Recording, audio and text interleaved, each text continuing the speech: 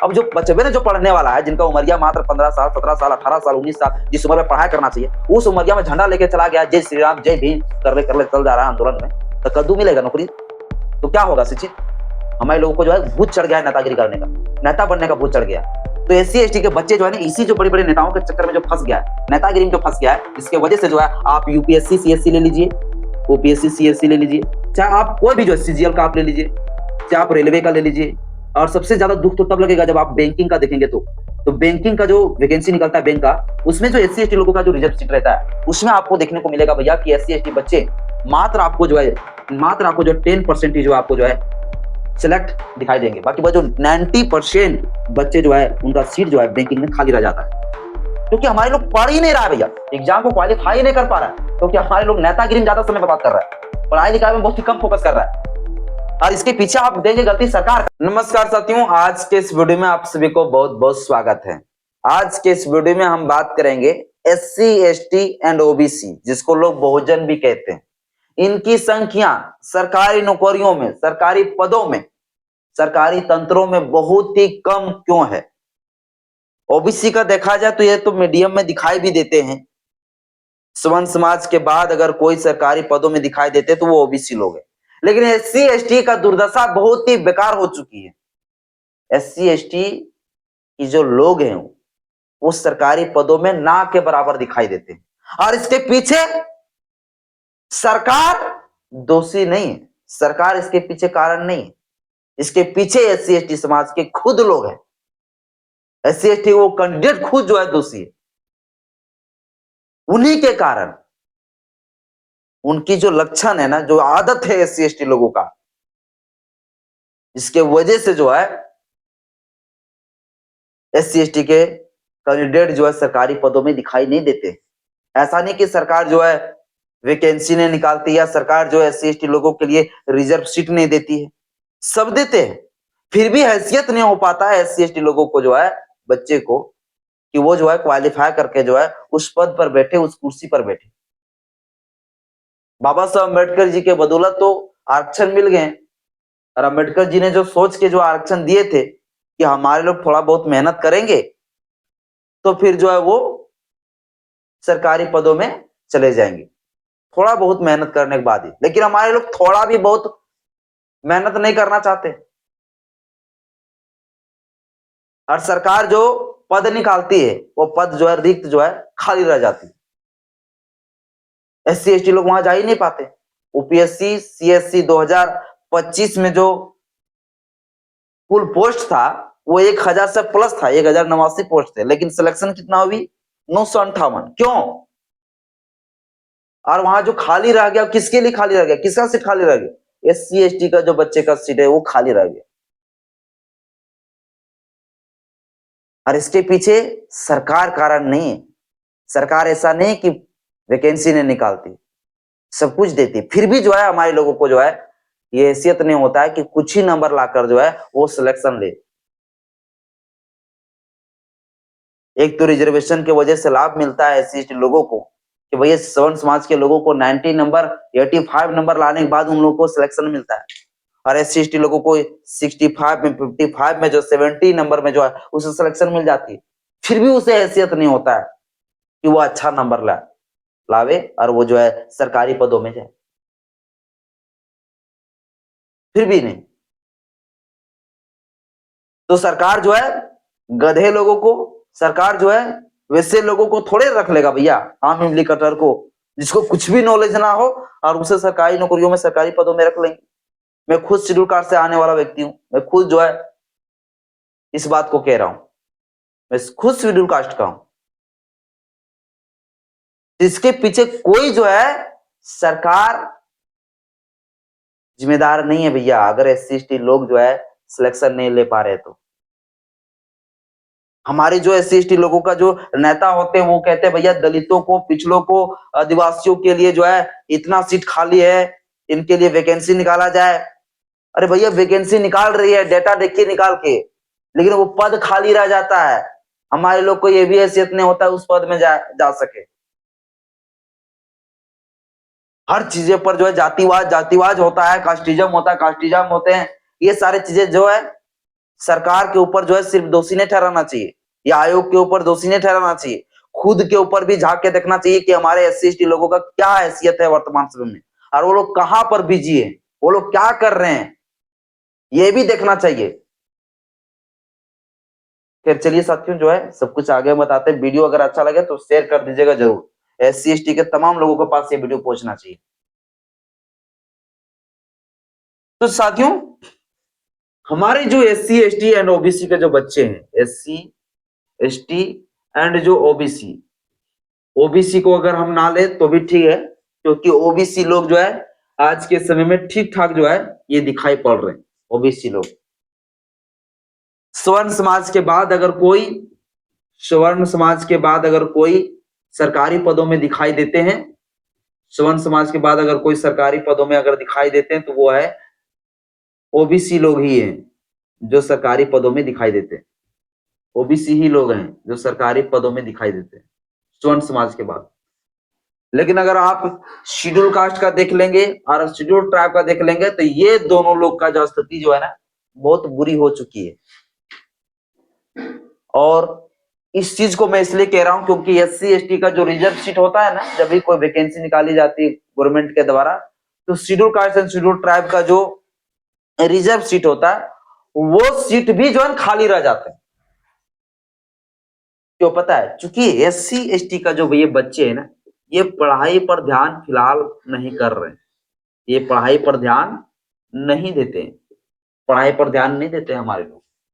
हमारे लोग जो है अभी लोग वर्तमान समय में जितने एससी एसटी के जो बच्चे हैं वो सारे लोग जो है नेतागिरी में उतर गए हैं। नेतागिरी में पढ़ाई लिखाई कुछ नहीं करना है, सिर्फ नेतागिरी करना है। नीला झंडा ले लिए हैं, जय भीम जय भीम जय संविधान कर रहे हैं, आंदोलन में जा रहे हैं, पुलिस के ऊपर लाठीचार्ज भी कर रहे हैं, पुलिस जो है लोगों को अरेस्ट करके जेल में भी डाल रहा है। हमारे जो बच्चे हैं वहां पर भी पागल हो चुके हैं। जिस तरह से ओबीसी के कुछ लोग जो है जय श्री राम में पागल हो चुके हैं, और जो ओबीसी के लोग जो जय श्री राम यानी हिंदू धर्म को बचाने में जो आगे हो चुके हैं, वही आप देख लीजिए कि स्वर्ण समाज के जो लोग हैं उनके बच्चे जो है आंदोलन में नहीं आते। ओबीसी के कुछ लोग जो है पगलाया हुआ है जय श्री राम जय हनुमान और आंदोलन प्रोटेस्ट में लगा रहता है, और हिंदू मुसलमान में जो है करने में बिजी रहते हैं। और ओबीसी के बच्चे के ऊपर भी यही होता है, फिर मुकदमा होता है, फिर जेल चल जाते हैं। इसी प्रकार से जो है एससी एसटी का जो बच्चे वो भी नेतागिरी आज के समय में खूब ज्यादा करने लगे, जय भीम जय संविधान करने लगे। और जो नेता है बहुजनों का वो भी जो है युवाओं को खूब ज्यादा जो है प्रोत्साहित करते हैं, ऐसे ऐसे आक्रामक भाषाएं बोलने का जो है तरीका दे देते हैं कि जब आक्रामक भाषा जब बोलते हैं तो फिर ये जो नेतागिरी करने वाले एससी एसटी बच्चे होते हैं वो जो है जेल चले जाते हैं, फिर जेल के सलाखों में बंद हो जाते हैं, घर परिवार सब सत्यानाश बर्बाद हो जाता है। और अंबेडकर जी ने जो कथन कहा था उस कथन को हमारे एससी एसटी समाज के लोग भूल गया है। तो जय भीम करने से शकरकंद कुछ नहीं होने वाला है। अंबेडकर जी ने जो कहा था ना उस चीज को पहले अपनाना पड़ेगा। अंबेडकर जी ने जिस चीज को कहा था, बाबा साहेब डॉक्टर भीमराव अंबेडकर जी ने जो कहा था, इस बात को लोगों को याद रखना चाहिए। बाबा साहेब अम्बेडकर जी ने पहले क्या कहा था? बी एजुकेटेड, सबसे पहले जो है शिक्षित बनो। बाबा साहेब अम्बेडकर जी ने कहा था भैया सबसे पहले क्या बनो? शिक्षित बनो, शिक्षित बनो। लेकिन हमारे लोग शिक्षित नहीं बनेंगे। अम्बेडकर जी ने इस कथन को क्यों कहा था बी एजुकेटेड सबसे पहले? क्योंकि बिना एजुकेटेड हुए कुछ नहीं उखाड़ सकते हो, सब विनाश हो जाएगा। नेतागिरी करने चले हो ना, बिना एजुकेशन के नेतागिरी भी नहीं चलेगा। तो सबसे पहले जो है बी एजुकेटेड अम्बेडकर जी ने कहा था। फिर कहा था be organized, be organized Ambedkar ji ने कहा था बी ऑर्गेनाइज्ड। इसके बाद जो है बाबा साहेब अम्बेडकर जी ने कहा था बी जो है एजिटेटेड, बी एजिटेटेड। यह अम्बेडकर जी ने कहा था। शिक्षित बनो, फिर जो है संगठित हो, फिर जो है संगठित हो, संगठित बनो, और फिर जाके जो है संघर्ष करो, संघर्ष करो या तो फिर आंदोलन करो। यह अम्बेडकर जी ने इस कथन को कहा था। पहले क्या कहा था? बी एजुकेटेड कहा था। पहले बोला था कि भैया शिक्षित होना, पहले पढ़ना लिखना है, पहले हमारे लोग जो है जगह पर जाना है। एससी एसटी के जो बच्चे नेतागिरी करते हैं मैं उनको बता दूं कि जब आपके ऊपर मुकदमा होगी नहीं, जब आपके ऊपर केस होती है, तो आपको बचाने के लिए जो नेतृत्व करने वाला जो नेता होते हैं, वो नेतागिरी करते रह जाते हैं, लेकिन आप लोग जेल में चल जाते हैं और आपको बचाने के लिए कोई नहीं आते। आपका जर्जर जो है, आपका माता पिता भटकता है, भीख मांगता है और अधिकारियों के पास जो माथा टेकता है, तो भी वो अधिकारी आपका बात नहीं सुनता है। क्यों पता है? क्योंकि वहां पर बैठे हुए जो अधिकारी है, वो आपका एक भी आदमी नहीं, वो स्वर्ण समाज के लोग उस जगह पर बैठा हुआ है। इसलिए अम्बेडकर जी ने कहा था भैया कि बी एजुकेटेड हो, और सबसे पहले हमारे लोग जो है अच्छे अच्छे पदों में रहेंगे, तो हमारे लोगों को न्याय मिलेगी। लेकिन हमारे लोग जो है बी एजुकेटेड को छोड़ दिया, और बिना बी एजुकेटेड का बी ऑर्गेनाइज भी जो है असफल हो जाएगा, और बी एजुकेटेड भी जो है आपका असफल हो जाएगा। बिना शिक्षित हुए आपका ना संगठन चल सकती है और ना ही आपका आंदोलन कर सकते हैं आप, बिना एजुकेटेड हुए।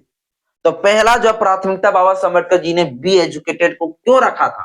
ताकि हमारे लोग पढ़े लिखे। लेकिन हमारा जो मूर्ख समाज के लोग है, उन लोगों ने जो है आज के समय में इस चीजों को भूल गया, और जो पढ़ने लिखने वाले जो एससी एसटी के जो बच्चे हैं, ये एससी एसटी बच्चे के लोग जो है अब नेतागिरी खूब ज्यादा करने लगे हैं।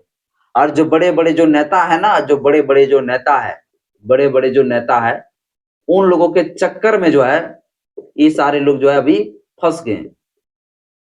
पढ़ाई लिखाई पर बहुत ही कम ध्यान देते हैं। अरे भैया, हक अधिकार के लिए लड़ना बहुत ज्यादा जरूरी है। तो हमारे माता पिता है ना भाई, जैसे वैसे भाई लोग है ना, जो लोग पढ़ाई लिखाई नहीं करता है, उन लोग को नेतागिरी करने दो, उन लोगों को जो है जाने दीजिए आंदोलन वगैरह में, प्रोटेस्ट वगैरह में।